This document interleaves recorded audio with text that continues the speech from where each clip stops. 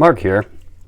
So, a few weeks ago there was an auction on eBay that had 13 different watches, vintage watches, pocket watches, wrist watches, and I decided that I would put a bid in on it. And there was a couple in there that I wanted for myself, wanted to keep.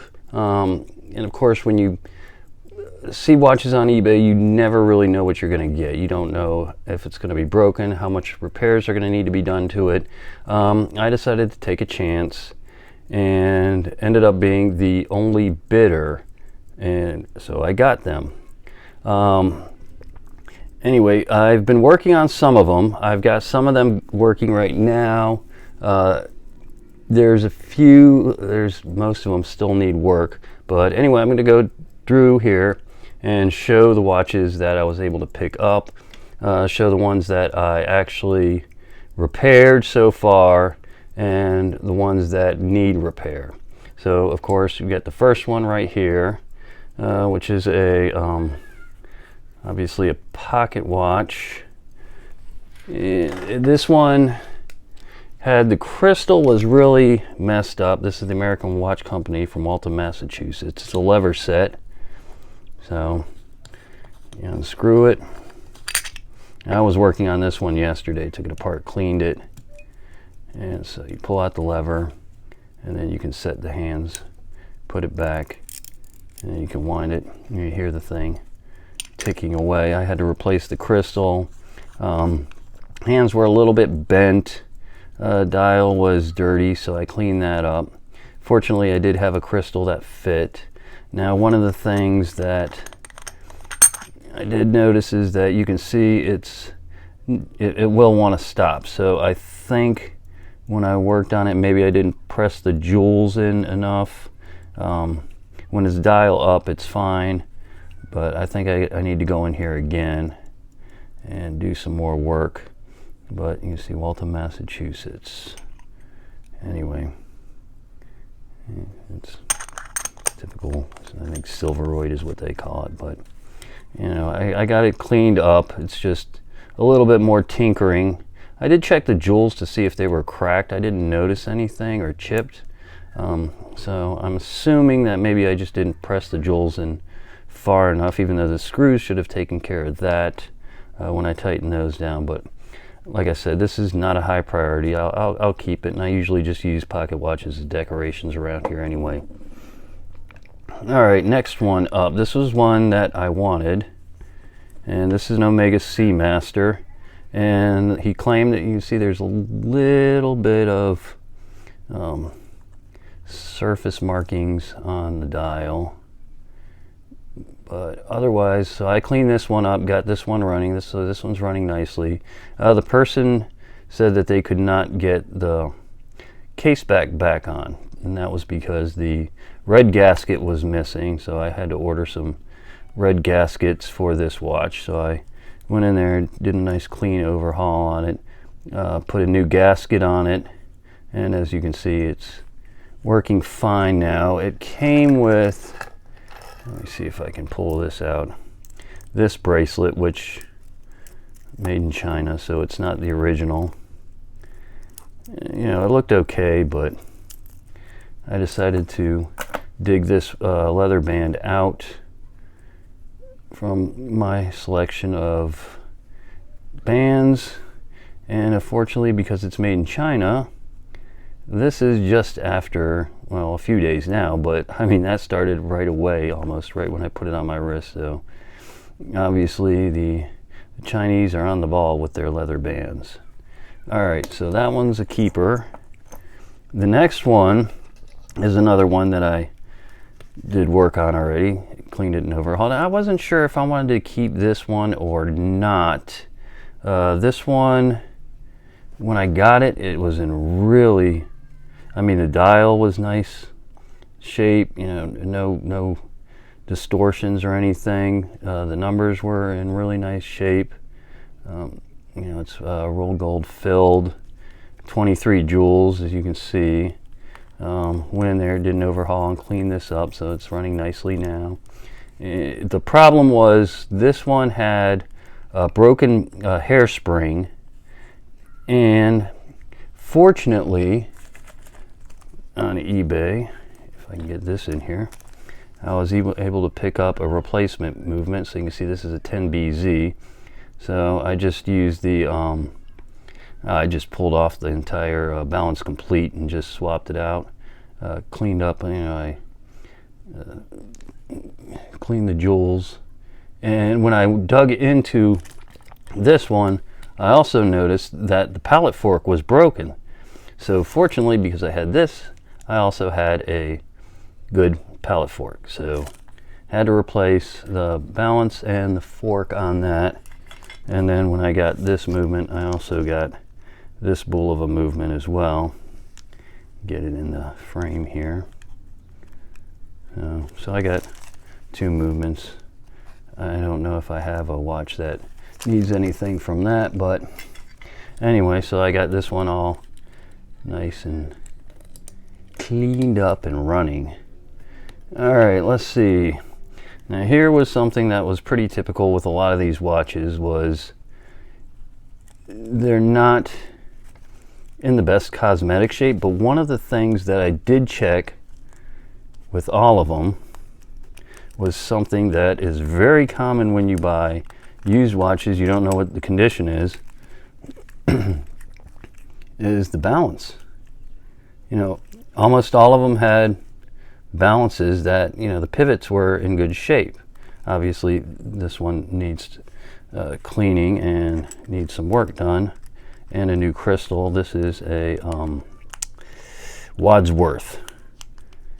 So we're not talking about a nice watch here. This is one that is not going to stay in my collection once I get it all cleaned up. But I'll work on that and hopefully somebody will want it. Now this one is a Gotham. Again, the balance in this one is good, and you can see obviously I haven't worked on it yet because the second hand is there, and it's also missing the hour hand. So this one is not worth working on. I'm not going to do anything. I'm going to see if I have something else in my box of watches that needs parts off of this one, and just use that as a parts watch. Here's another one that I got running. This is a Benris. Worked on that the other day. The band was coming. I had a glitch in my phone that I'm using to shoot this video, and all of a sudden it just started to jiggle and froze up on me. So I don't know what that was. But like I was saying, this is a Benris, and I got this one. This one doesn't need to stay in my collection. I don't think there's anything particularly interesting about that I need. And so I did give it a nice overhaul, cleaned it, oiled it, did what I needed to do. All right, and here's one. This one, I open it up and it looks like just a typical Asia 1187-94. This is an Aston. Not familiar with that. Anti-magnetic. Seen better days. The cases, the plating's starting to wear off. This may just end up being, unless I can get it clean enough where it is something that I can sell, then this is just going to be used as a parts watch. Chances are I don't have a case for this. All right, here's another one I was working on. Now this was a dirty mess. So this is a Gruen very thin. That's not very thin. And this one has an overcoil that the hairspring has seen better days. So I am going to have to go back. I did give it an overhaul, and I tried to work with the hairspring to get it, but I lost patience and set it aside. So one day when I get my patience back to actually play around with the hairspring, I will go back to this one. That one, and here's one that this is a German watch. Well, okay, well, as you can see, this is, well, this one was missing the pallet fork, a Connier. remember what the movement was. It's something I don't have, but it was missing the pallet fork, and as you can see, when I tried to wind it up before I knew that was missing, was the hands obviously started flying around and the second hands flew off. So this will be a parts watch for probably if I ever find another watch that needs it, or this one I can fix up if I find another watch. Okay, now we're down to the last 4. Let me go back to pocket watches, as this is just a movement.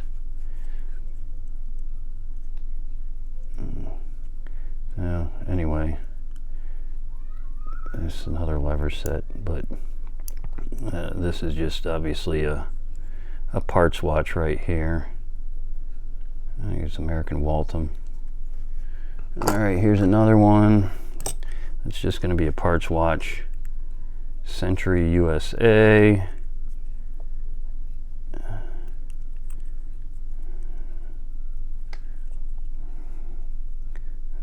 This is neither of those were anything particularly special.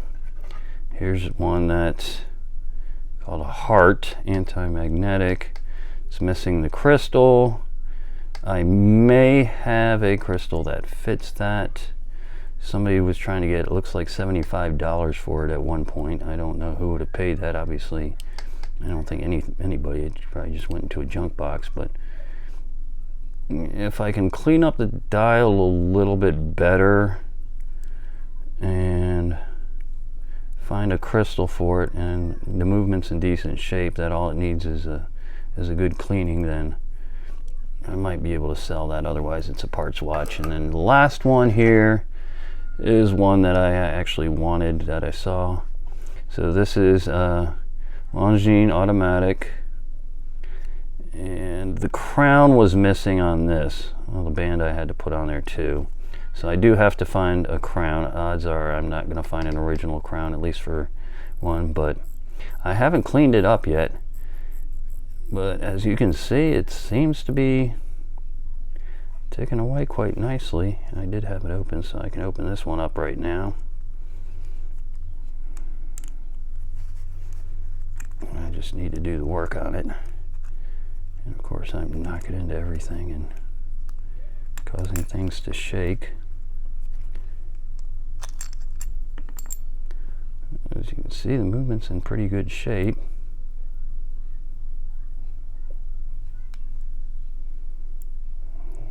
You can see the balance. Unfortunately, I don't have any pegwood in this room.